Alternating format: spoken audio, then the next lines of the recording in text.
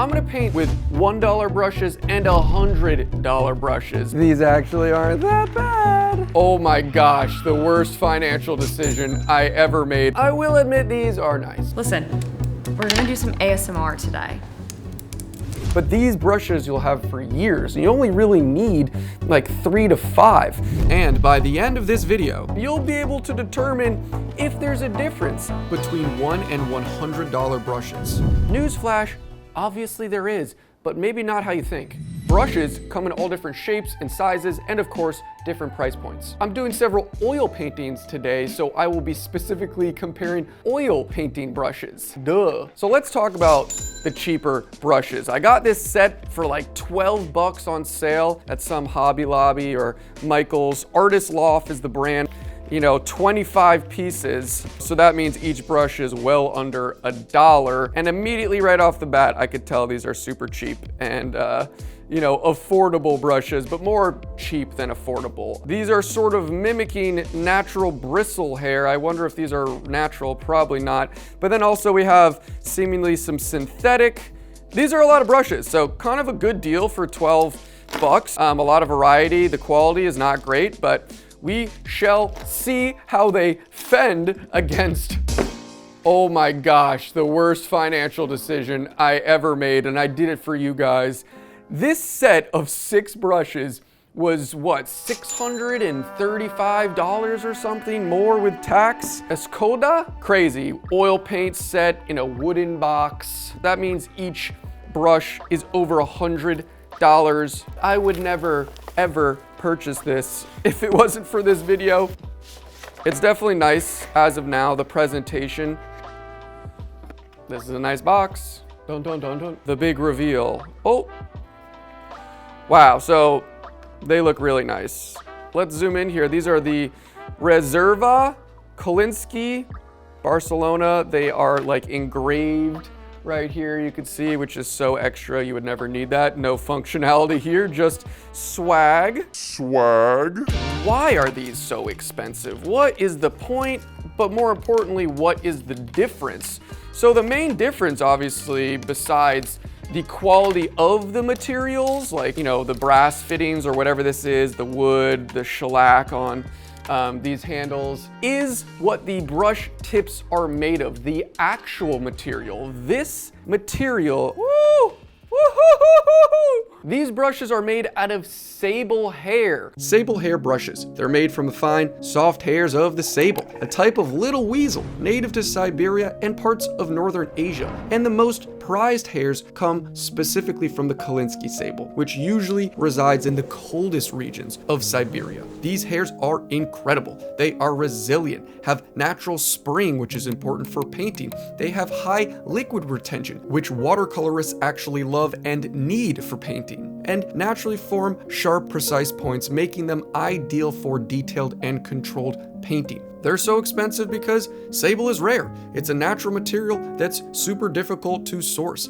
and the highest quality hairs are usually hand selected, which just add to the costs. But I think it's interesting to talk about the difference of materials in paintbrushes. When you get to a more professional level, nuance obviously becomes way more important. The small details matter way more in any job, genre, accoutrement. Of course. There are so many different types of paintbrushes, and specifically different types of oil paintbrushes. It's kind of crazy. And why are they different? What's the use of the different types? And it goes very, very deep. There are different sizes of brushes, there are different shapes, and the bristles are made out of different materials. For the most part, there are natural hair bristles like hog hair or sable, and then there are synthetic bristles that either mimic the properties of natural hair or present completely different qualities that natural hair can't provide. Knowing which type of brushes to use is completely subjective, right? To each artist. And you can find the same result in paintings with different brushes. It's really just preference. I actually go way more in-depth into paintbrushes in my online course. I cover every single step of the oil painting process, from tools and mediums to color mixing. I also paint 4 awesome demos with over 8 hours of wonderful oil painting content for anyone on the fence about starting to paint in oils. So 2 things immediately I could tell about these brushes, besides the quality, of course, is sort of the attributes. Obviously, Sable, they're super soft, like a makeup brush, and they don't have a lot of spring. These have some, but not a lot. And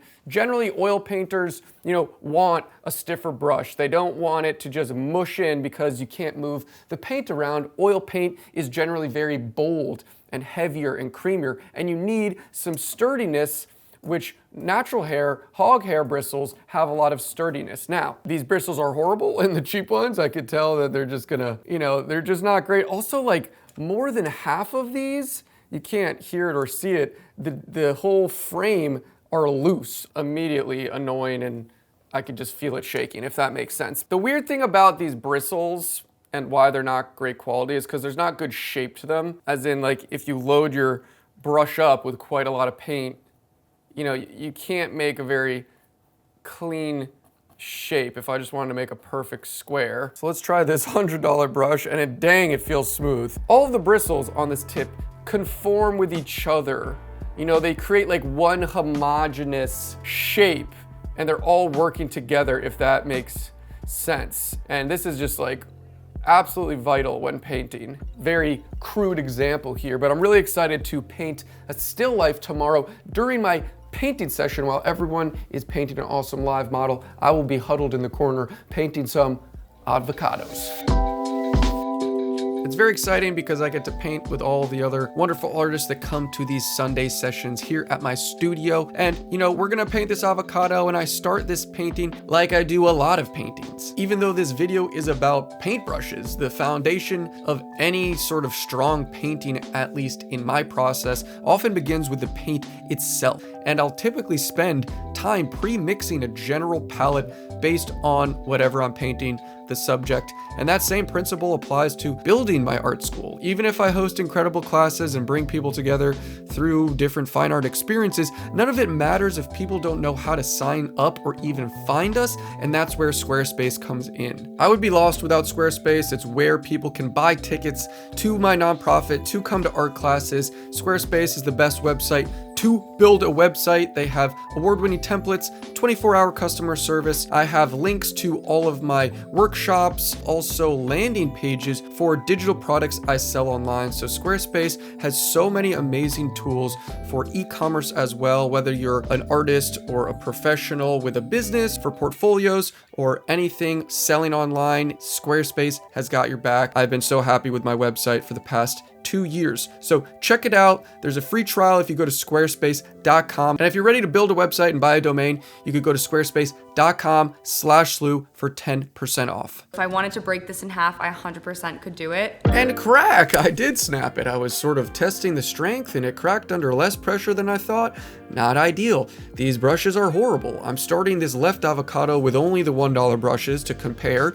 You could see the frayed tips. They're already losing the bristles, making it smudgy for the rest of the painting, and just the most cumbersome process. It's so stiff, and moving the paint around, not able to get any smooth formed shape strokes. They're just horrible. By far the worst brushes I've certainly ever used. But the catch-22, I'm still painting. This avocado actually looks pretty smexy. I would eat it. That's the funny thing, sort of the theme of this video. A tool is a tool is a tool. I am still painting decently with them.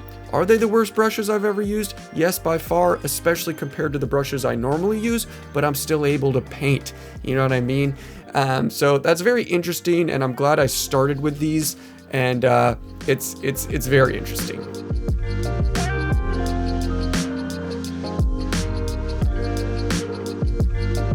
Now I get to paint with my precious $100 brushes. And oh boy was I amped, especially after that, kind of horrible showing of a product. Again, I was happy with this avocado, but I couldn't believe how, I feel like I could make a better brush myself with like a stick and some pine leaves in the forest. I don't know. So using these shellacked, absolutely gorgeous brushes with the nicest possible hair you can get, I was in heaven. I mean, wow, what a difference. And the control, the smoothness. That's something hard to catch on camera. It's very small detail, but just the feel, just like if you're driving a car, like all cars drive, but a Prius is gonna handle differently than a Porsche, right? So these $100 brushes are the Porsche. They just feel so nice. They do exactly what you want. They respond, they hold paint, and it's just a joy. Is there a difference between these avocados? You be the judge. But there's a difference in how they feel. But maybe that doesn't matter to people, but maybe it does. Here is the conundrum. That's why we're testing these. I don't want to eat these. Bruh. Can you tell the difference what the avocados are painted with? Yes, the structure and texture of the top of the brush and the hairs of the brush. You can see, like, again, these are much coarser. They're making these textural marks on here. But this is all much smoother, a lot more realistic in texture. But I'm sure if you switched it up, it could be a little different if the pit was in this side. Now we will move back into my little office because we're gonna do a more complex painting, comparing some portraiture. Boom, two nice sexy images of myself. We are using titanium white, cadmium yellow light, cadmium red light, ultramarine blue, and burnt umber. This is the exact palette I use in my oil painting for beginners crash course because I think it's the simplest. You can create any color from it. I love it. A wonderful limited palette. I'm pretty excited. We're gonna be doing some portraiture, and this will be a great test of these new tools because this portrait is a lot more complex. We're gonna get more details, smaller nuanced things, and it will just be a great test, I think. I have a great idea how they're gonna turn out, but you know, so far so good. And my old brushes, my poor old brushes feel so left out. They're like, why aren't we being used? With these enemies, will they take our position? Time will tell. Yes, painting can be this wacky and fun. It doesn't need to be so serious. You gotta just let yourself enjoy it and do some self-portraits every once in a while. And here I am, enjoying myself. Oh yeah, self-portrait, what I love to do. We are using the expensive brushes to start out, and actually, we are struggling just a bit, and that is because we have changed the painting surface, and that's a big deal. As you can see, I am painting on a canvas board. You could see some tooth to this canvas board. It's a pretty inexpensive canvas board, so it's not sanded, which means there's a lot of this toothy texture, and these super soft bristles we're using, the sable, are so soft they're having trouble applying the paint. Again, oil paint is thick and creamy, and that's how we like to paint, and that's why we use it. So instead of sort of laying it down, you know, smoothly, I'm having to sort of mush and mash it in, as you can see right here and throughout this entire painting process. So struggling a little with the paint application in the beginning. I say struggle, it's fine. I'm still painting absolutely fine. It's just, you know, like if I was painting on my own accord, I would never use these brushes in this situation. Maybe towards the end of the painting when there's, you know, paint already down. But for these beginning stages, I would use something way more sturdy, natural hog hair, or probably definitely mostly like a synthetic that is way more sturdy. Like you can see on this nose, I'm just really mushing it in, and it's working absolutely fine, but it's just the difference of paint application and the style of painting. Not my favorite way to do it, but it still works. It absolutely still works. A tool is a tool. These paint brushes are awesome. They're doing exactly what I want. It's just how it's doing it is a bit more sluggish and inefficient. But you know, they're still great, and that sort of shows like it's not the most expensive tool that you need, it's the right tool in the right position. You know, you can see this hair, it's not super detailed. We don't need anything delicate. We just want to put paint down and fill up the massive white space, and I'm having to really mush and mash it in, and it's just a little cumbersome. But where these brushes shine is once the paint is down, like I said, like this stage, most of the canvas is covered. Applying paint on top of paint is really wonderful and enjoyable because the sables are so soft. The bristles are so soft. You're able to put paint down without taking paint out underneath it. You could go light paint over dark, like right here, and it's just really wonderful. This is where the brushes shine and where they sort of are generally used, again, quote unquote, generally by most artists in the later stages of paintings. So definitely awesome brushes, but again, different spokes for different folks, and the correct tool is not always the most expensive tool. It's preference.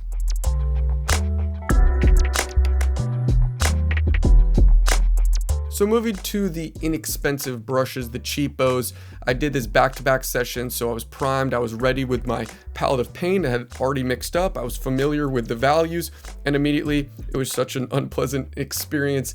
The bristles started falling out immediately because of this more textured, coarse surface. They're just horrible brushes. And again, just like the Avocados, I can paint, I could use them. They're absolutely usable, but they're not enjoyable, and they're just so cumbersome. This portrait is way more detailed and nuanced with the features of the face, trying to get detail, just using smaller strokes and trying to get more details. It's just so bad. You know, like, again, I could use these brushes, but it's just a horribly unenjoyable experience, and for professionals and beginners alike, there's just no reason to use them. It's just not at all something you could do, and you could spend $3 more and have just such a different experience with brushes. You be the judge. You know, it obviously works, and they're both about around 90 minutes. I didn't make them seem worse than they were. They're just horrible. I have a lot of brushes that I've accumulated over the years. I've used like almost every type, and it took me so long to actually understand the differences between the brushes and then what I like. I thought I liked natural hog hair in the beginning because it was so traditional, and that's what a lot of people use and a lot of professionals use, of course. But then I tried synthetic, and I was like, wow, you know, I actually like how synthetic feels. It's a bit smoother, still with some snap, bold strength within the bristles. And then, you know, there's like the golden Taklon and super softer brushes that now I like to use a lot as well. So it's not an easy journey to figure out what you like, and it's definitely not cheap. But here are some of my favorites that are certainly cheaper than the $100 per brush. This is Trekell brushes, like I said, the golden Taklon. Really love these. These are like the newest brushes I've been using, and I'm really into them.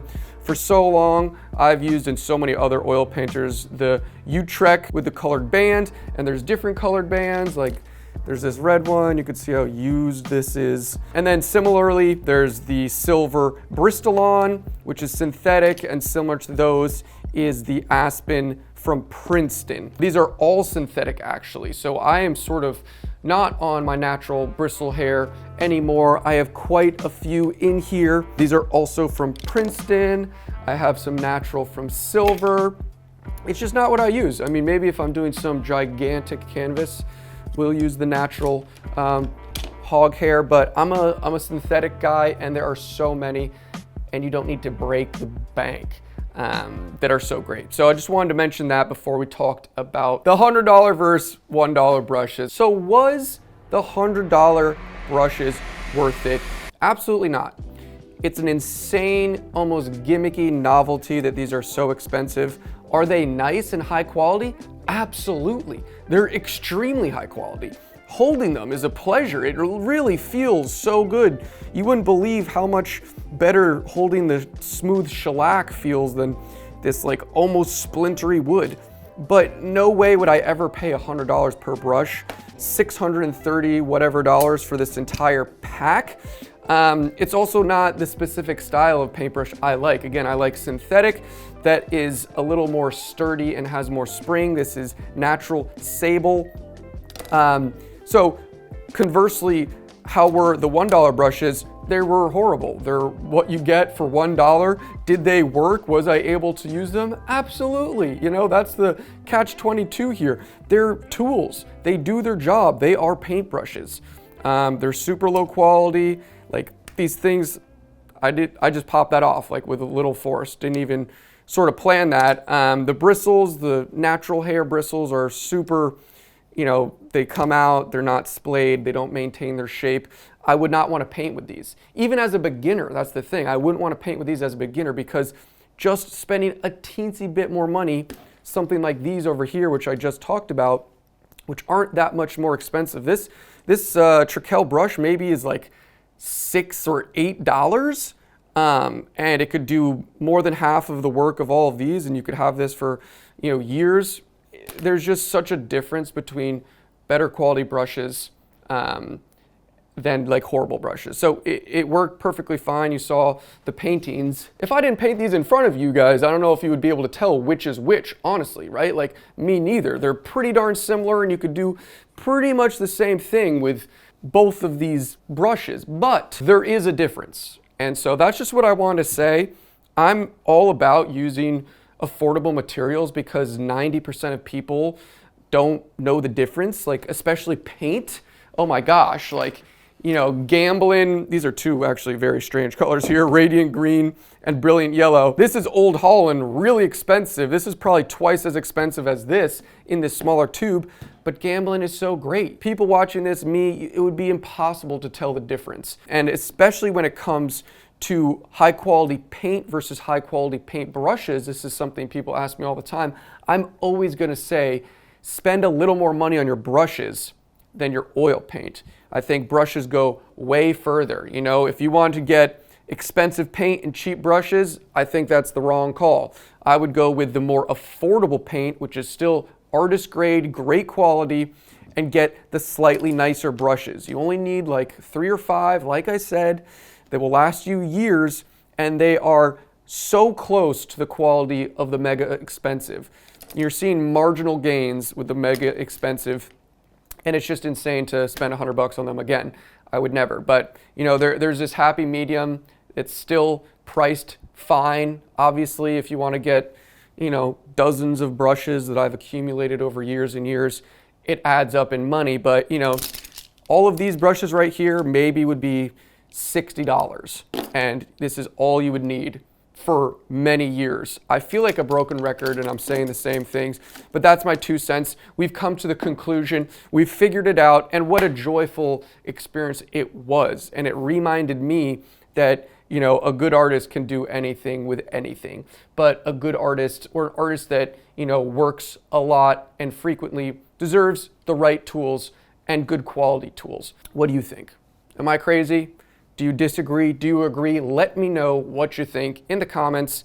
I don't think there was really a video online like this, and I was excited to make it, the super clickbaity, you know, title and thumbnail, but there is a real research to be done here, and I think I cleared the air with that. I kind of already knew exactly how I felt about brushes before making this video, but this reaffirmed it, and hopefully I illuminated it visually clear for you all. So that's it. Some of my most exciting videos are coming out very soon. Holy schmackerel. See you in the next video.